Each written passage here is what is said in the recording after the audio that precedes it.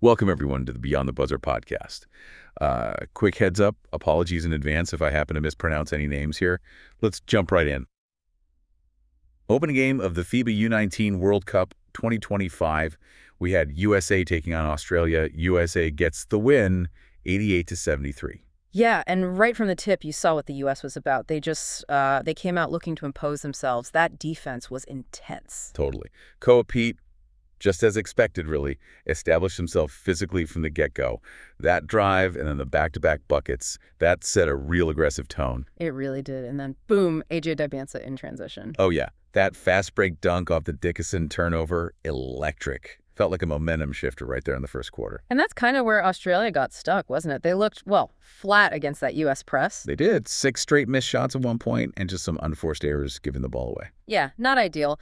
Jack Whitbourne and Roman Siulepa, they did provide a bit of a spark later in the quarter for Australia. True, but the U.S. defense pretty much held firm. They built that 25-15 lead after one. Okay, so second quarter, Australia seemed to regroup a bit, looked sharper to start. Definitely. Roman Siulepa started attacking downhill more, finishing through contact, too.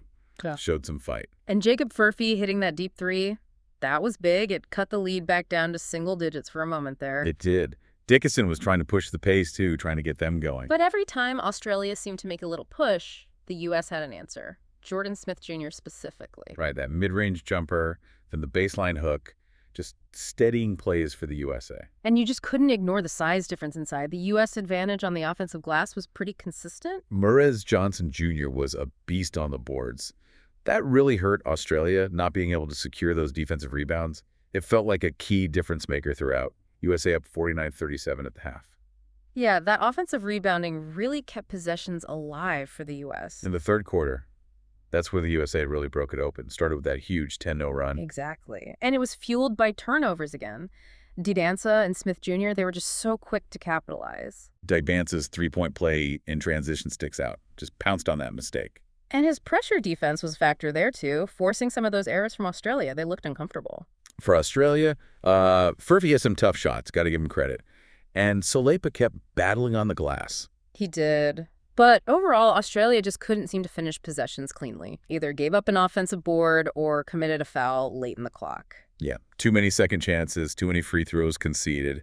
Allowed the U.S. to stretch that lead out to 68-55 heading into the fourth. So fourth quarter, and the U.S., well, they managed it like a veteran team, didn't they? They really did.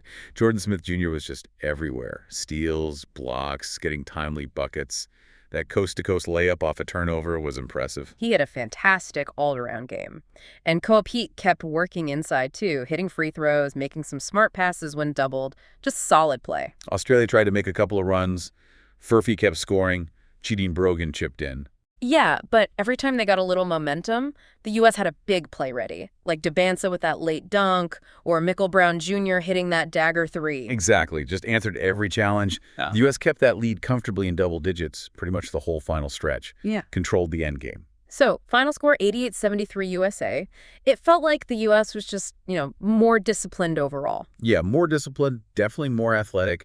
Maybe better shot selection, too. They absolutely punished those turnovers. And won the rebounding battle, clearly. Plus, that transition game was just lethal. Looking at the players, Jordan Smith Jr. and AJ Dybantsa really stood out as elite performers on both ends for the USA. Their impact was huge. No doubt. For Australia, Siulepa and Furphy were definite bright spots. They competed hard. Absolutely.